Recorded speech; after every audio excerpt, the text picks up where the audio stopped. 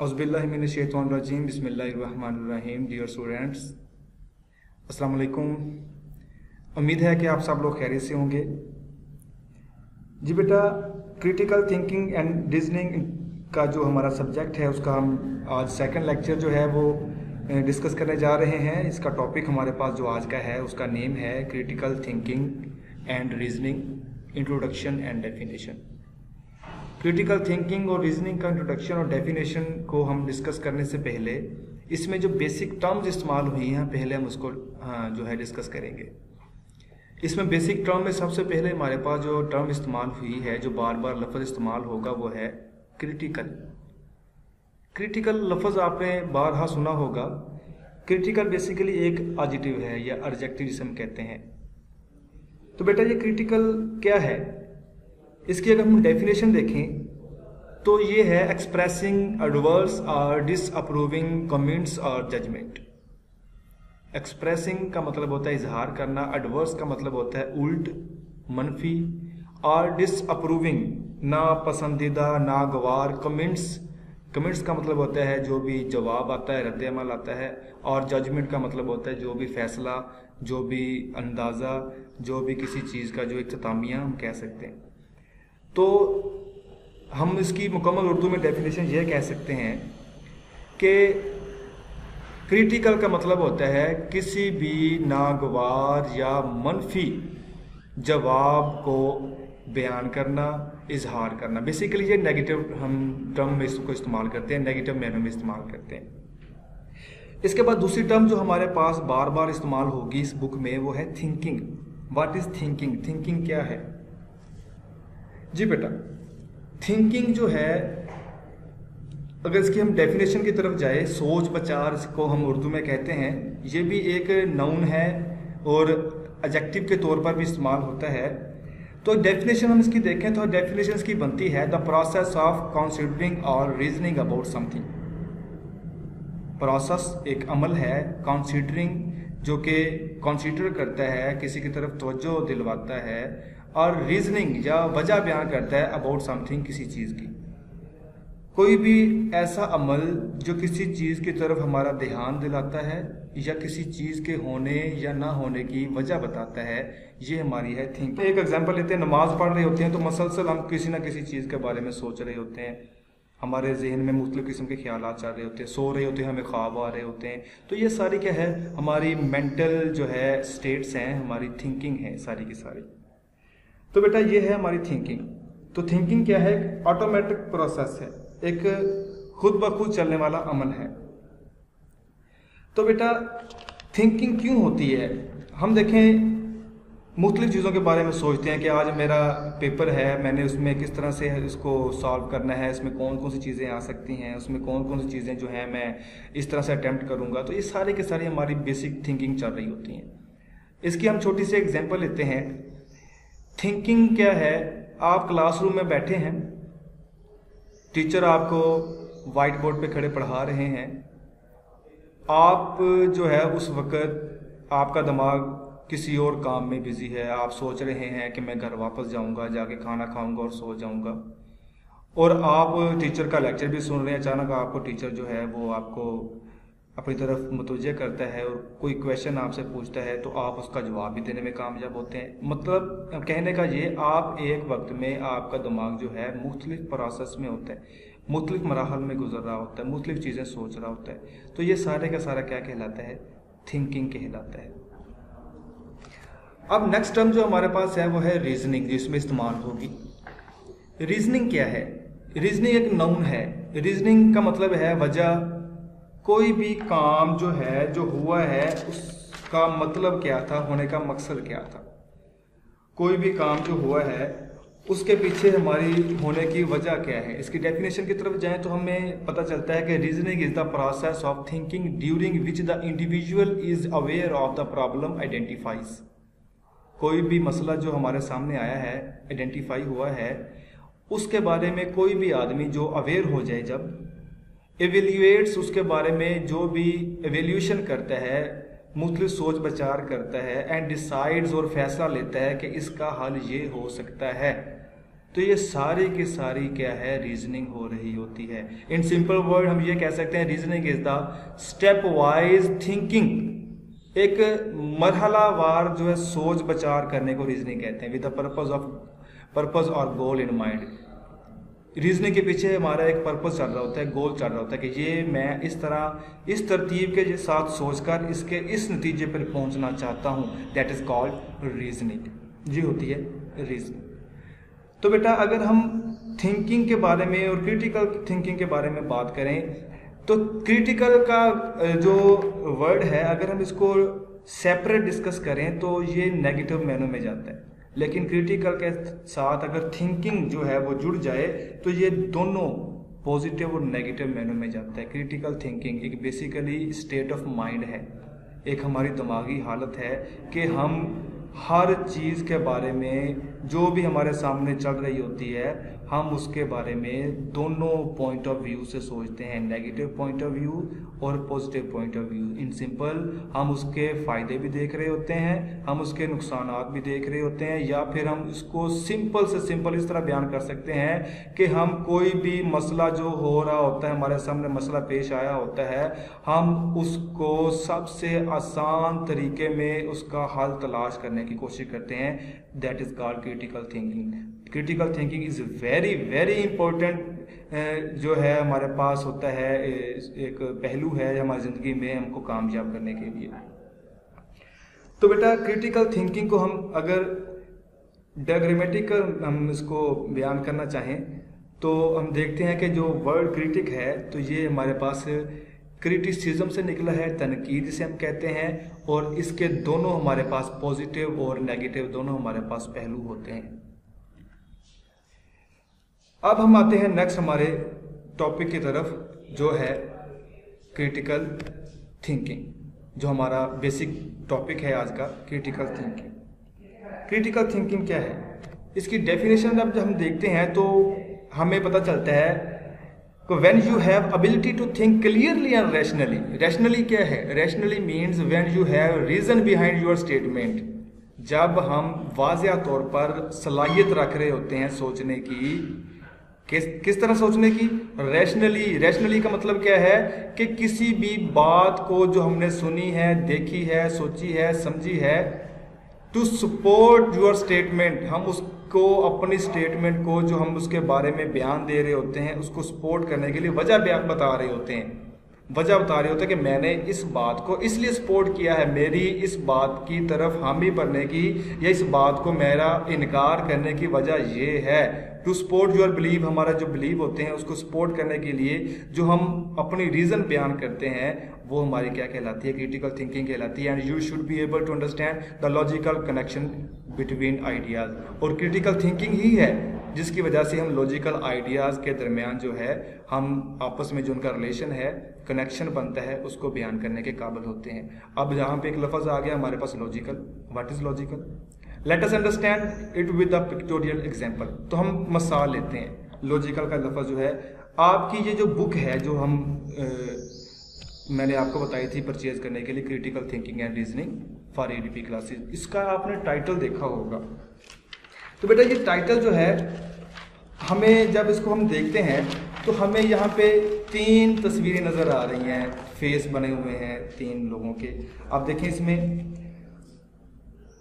Title page जो है, showing the bulb and seems to be lighting inside the brain of the person. ये जो पहली तस्वीर आपको नज़र आ रही है उसमें एक बल्ब नज़र आ रहा होगा। क्या कर रहा है वो? एक आदमी है, उसके जो ब्रेन में रोशनी कर रहा है। इसका मतलब क्या है? क्या आदमी के ब्रेन में, माइंड में लाइट आ रही है? कोई बिजली की तार के साथ ये कनेक्शन जुड़ा हुआ है? इसका मतलब ये नहीं है। Logical connection between the ideas of bulb and the title of the book critical thinking is not that the electricity is being produced there, is not about that, it is the basically about the lighting of mind। इसका मतलब है कि ये दिमाग को रोशन कर रहा है, यानी कि दिमाग में नए आइडियाज जन्म ले रहे हैं। It means when your mind is lightened, इसका मतलब है कि जब आपका दिमाग जो है वो रोशन होता है, it produce ideas, तो ये आइडियाज प्रोड्यूस करता है। It make useful thoughts, ये हमारे लिए हमारे यूजफुल फायदेमंद सोचें हमारे लिए लेके आता है। The bulb is symbolising the influx of ideas. हम ये कह सकते हैं ये बल्ब जो है हमारे दिमाग में आइडियाज की भरमार को शो कर रहा है। So this is the logical connection between picture and title of the book. ऊपर क्रिटिकल थिंकिंग एंड रीजनिंग लिखा हुआ है, नीचे तस्वीर में एक बल्ब बनाया हुआ है। इसका मतलब है कि ये क्रिटिकली सोचता है और इसके माइंड में नए नए आइडियाज आते हैं, नया नई रोशनी जो है आइडियाज़ की है वो भर जाती है। तो बेसिकली ये हमारा टाइटल जो है, अगर मैं कहूँ मेरे लिहाज से ये जो टाइटल बुक का है, जो बुक का टाइटल पेज है, ये बहुत ही ज़बरदस्त है कि इसमें से हमें क्रिटिकल थिंकिंग एंड रीजनिंग का एक लॉजिक समझ आ रही है। तो ये मैंने आपको तस्वीर और जो टाइटल है बुक का, इसके दरमियान जो मैंने कनेक्शन बताया है, दैट इज़ कॉल्ड लॉजिक। मैंने क्यों बताया है? हो सकता है कि मेरी लॉजिकल, तो हो सकता है कि मैं इसको किसी और पॉइंट ऑफ व्यू से देख रहा हूँ, हो सकता है आप इसको किसी और पॉइंट ऑफ व्यू से देख रहे हो। आपकी अपनी लॉजिक हो सकती है, मेरी अपनी लॉजिक हो सकती है। तो किसी भी चीज़ को देखकर उसके होने की वजह बताना कि ये ऐसा क्यों दिख रहा है, दैट इज कॉल्ड लॉजिक। और जो वजह बताई जा रही है कि इस तरह हो सकता है, दैट इज कॉल्ड रीजन। और इसको हम नेगेटिव और पॉजिटिव दोनों पहलुओं से सोचते हैं, तो that is called critical thinking and reasoning. तो ये था हमारा बेटा आज का जो टॉपिक जिसको हमने डिस्कस करना था।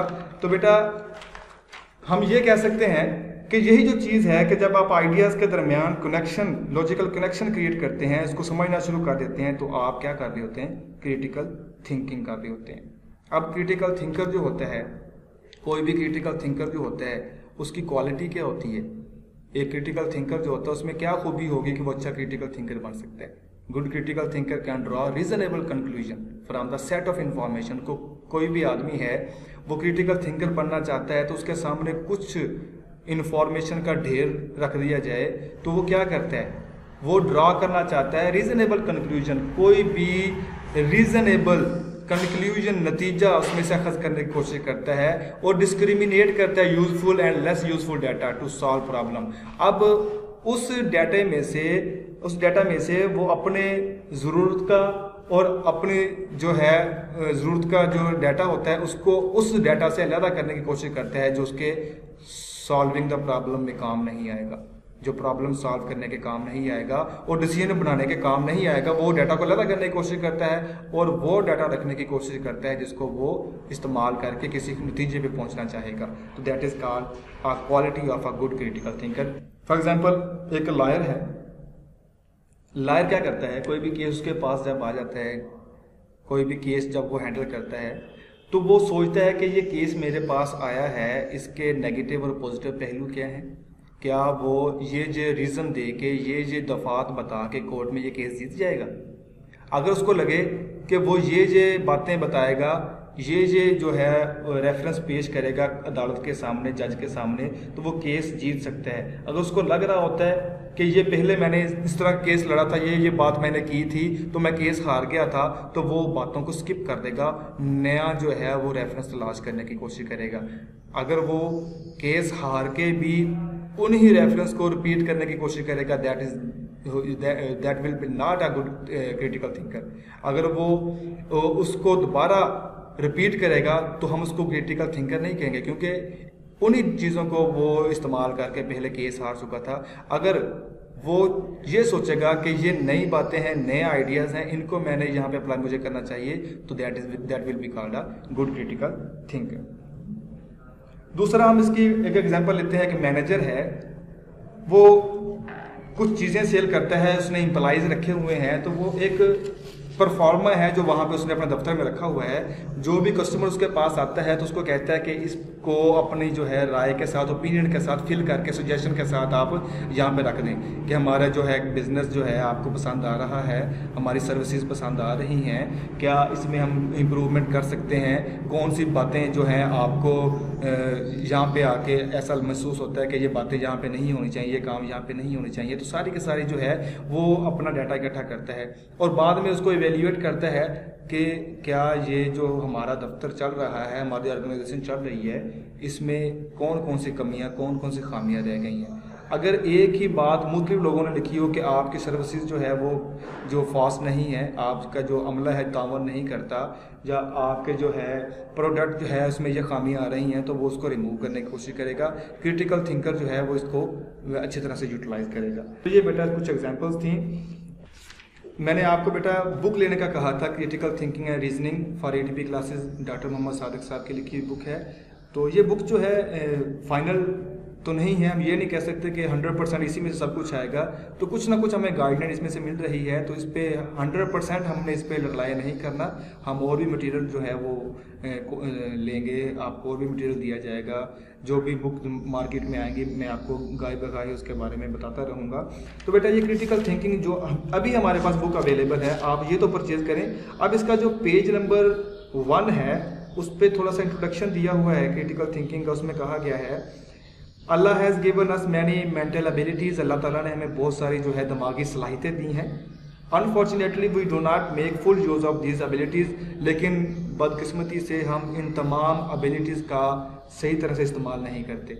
हम कहते हैं देखा जाएगा, चलो आज नहीं कल सोचते हैं करते हैं, तो हम अपनी दिमागी सलाहियतों का सही तरह से इस्तेमाल नहीं करते। इन दिस वे क्या होता है फिर हमारे पास, our mind remain under develop, हमारा दिमाग जो है वो डेवलपिंग प्रोसेस में ही रहते हैं, कुछ ना कुछ सोच विचार करने के प्रोसेस में ही रहते हैं। कोई भी काम कोई भी मसला में दरपेश आ जाता है तो हमें कई घंटे उसके बारे में सोचना पड़ता है। एज अ रिजल्ट तो फिर नतीजा क्या निकलता है, most of us are not what they should be, हम में से काफ़ी सारे लोग वो नहीं हैं जो होने चाहिए थे। इतनी जहनी उनकी जो है कैपेबिलिटीज़ हैं, इतनी उनके अंदर सलाहियतें हैं, लेकिन सिर्फ इसी वजह से कि वो टाइम पे सोचते नहीं हैं, अपने आप को पहचानते नहीं हैं, तो वो नहीं बन सकते जो उनको होना चाहिए। They perform less than their mental potential, वो लोग वो होते हैं जो अपने दिमागी सलाहियतों को कम इस्तेमाल करते हैं। Their capacity of thinking remain weak, उनके सोचने की सलाहियत कमज़ोर रहती है। इन अदर वर्ड, दूसरे अल्फाज में हम ये कह सकते हैं they are not good thinker, वो अच्छे थिंकर नहीं होते। It is important to note that improvement in thinking is like the improvement in the any other field of life. जिस तरह से हम बाकी फील्ड में अपने आप को इम्प्रूव करने की कोशिश करते हैं, मेरी इंग्लिश अच्छी हो जाए, मेरे पास डिग्री MA की आ जाए, मैं एक अच्छा जो है भाई बन जाऊँ, मैं अच्छा एक बेटा बन जाऊँ, मैं अच्छा शागिर्द बन जाऊँ, मैं अच्छा बिजनेसमैन बन जाऊँ, ये सारी की सारी सोचें हमारे जहन में आ रही होती हैं। लेकिन जिस तरह हम अच्छे थिंकर बन के नहीं सोचते, जिस तरह हम दूसरे फील्ड में कोशिश करके आगे बढ़ने की कोशिश नहीं करते, हम अच्छे क्रिटिकल थिंकर बनना नहीं चाह रहे होते। इट हैपन्स ग्रेजुअली, ये क्रिटिकल थिंकिंग का प्रोसेस जो होता है ये ग्रेजुअली होता है। हम ये नहीं कह सकते 1 घंटे के अंदर, 2 घंटे या 6 महीने के अंदर मैं लगातार अपनी कोशिश करके एक अच्छा क्रिटिकल थिंकर बन जाऊँ। ये एक स्टेप बाय स्टेप अमल होता है। फर्दर हम ये कह सकते हैं it needs commitment and exercise. Critical thinker बनने के लिए हमें क्या ज़रूरत होती है, कमिटमेंट, अपने आप के साथ कमिटमेंट कि मैंने ये करना है, डिटर्मिनेशन चाहिए होता है, हमें अज़म चाहिए होता है, और उसके साथ एक्सरसाइज चाहिए होती है, प्रैक्टिस चाहिए होती है, बार बार एक चीज़ को करके देखना, बार बार अपने आप को एक सिचुएशन में से गुजार के देखना में चाहिए होता है। Therefore thinking should not be taken for granted, इसलिए हम ये नहीं कह सकते कि आप ये चीज़, ये बुक ले लो, ये मटेरियल पढ़ लो, गारंटी के तौर पर आप क्रिटिकल थिंकर बन जाओगे, इस तरह नहीं है। क्योंकि जो नॉलेज है वो ट्रांसफ़र हो सकता है, एबिलिटीज़ ट्रांसफ़र नहीं हो सकती बेटा। तो इसलिए हमें अच्छा क्रिटिकल थिंकर बनने के लिए स्टेप बाय स्टेप हमें प्रैक्टिस लगातार करनी होगी। Such an attitude block thinking, अगर ये एटीट्यूड रखेंगे कि हम किसी से क्रिटिकल थिंकिंग उधार ले लेंगे, वक्ती तौर पे हम मांग लेंगे, आइडिया मांग लेंगे, तो ये बेटा हमारे लिए अच्छा नहीं होता, ये तो हमारी अपनी थिंकिंग को ब्लॉक कर देता है। It is not possible to become a good thinker without hard work, especially the development of critical thinking require an extended effort for a long time. One lesson is not enough. For example, if you examine a particular historical document to determine if it is reflected bias or propaganda, you should also analyze other written historical documents. अगर आप किसी तारीखी जो है वो document का मुताला करना चाहते हैं कि तारीख में, हिस्ट्री में क्या हुआ था, तो अगर एक डॉक्यूमेंट, एक आपको कोई बुक मिलती है तो आप उस पर रिलाई नहीं करें। अगर उस पर उसके बारे में कुछ आपको लग रहा है कि गलत लिखा हुआ है, तो आप उसके जो कंटेम्परेरी जो उस वक्त हम असर हम कह सकते हैं, उस दौर में जो बुक लिखी गई है जिसके ऊपर से आपने पढ़ा है हिस्ट्री को, उस दौर में मौजूद बाकी जो राइटर्स हैं, ऑथर्स के जो लिखी हुई तहरीर को भी पढ़ती हैं। तो बेटा ये थोड़ा सा इंट्रोडक्शन और डेफिनेशन थी आज के टॉपिक की। तो इंशाल्लाह हम इसको मज़ीद डिस्कस करेंगे जब भी हमारी फिज़िकल क्लासेस होंगी। तो कल हम इंशाल्लाह जो है नेक्स्ट हमारा लेक्चर जो होगा वो होगा अप्रोचेस टू क्रिटिकल थिंकिंग के क्रिटिकल थिंकिंग की मुख्तलिफ अप्रोचेस क्या हैं। तो आप लोग बेटा अपनी तरफ से भी कोशिश करें, इसको लेक्चर को सुने। जो भी आपको मसला पेश आए आप ग्रुप में जो व्हाट्सएप ग्रुप बना हुआ है आप उसमें डिस्कस करें। कोई भी आपको समझ नहीं आएगा आप मुझसे पूछ सकते हैं, लेकिन खुदारा लाजमी तौर पर लेक्चर को सुने और अपने दोस्तों को जिनके पास मोबाइल फ़ोन की सहूलत मौजूद नहीं है उनको भी ये लेक्चर सुनाएं, ताकि कोई भी जो आपका लेक्चर जब आपके फिजिकल क्लासेस शुरू हो कोई भी प्रॉब्लम आपको फेस ना करना पड़े, ताकि आपका कुछ ना कुछ जो है आइडिया क्रिटिकल थिंकिंग और रीजनिंग के बारे में क्लियर होना चाहिए, ताकि आपको कोई भी परेशानी का सामना ना करना पड़े जब हमारी फिजिकल क्लासेस शुरू हो। क्योंकि हमारे पास टाइम जो है मिड टर्म का थोड़ा होगा, हमने इसको गो थ्रू भी करना होगा, हम इसको पढ़ना भी होगा, हमने इसमें ऑब्जेक्टिव भी तलाश करने होंगे, इसके क्वेश्चन भी हमने तलाश करने होंगे, लॉन्ग क्वेश्चन भी हमने सॉल्व करने होंगे, ताकि हम जो है प्रॉपरली इसको समझ कर हम इसको कर सकें। कोई भी इसका जो हमें इस तरह ना हो कि हमने इसको रट्टा लगा लिया, ताकि हमें फ़ायदा भी हो, ताकि हमें इसका पता चले कि हम इस बुक में क्या पढ़ने जा रहे हैं। और ये एक फ़िलासफ़ी है, ये एक फ़लसफ़ा है बेटा, एक ये जो है एक साइकोलॉजी है जो आपको पढ़ाई जा रही है। तो ये बेसिकली आपकी ज़िंदगी के लिए भी बहुत ज़रूरी है। तो बेटा बेस्ट ऑफ लक, इंशाल्लाह नेक्स्ट लेक्चर में आपसे मुलाकात होगी। अपना ख्याल रखिएगा। अल्लाह हाफिज़।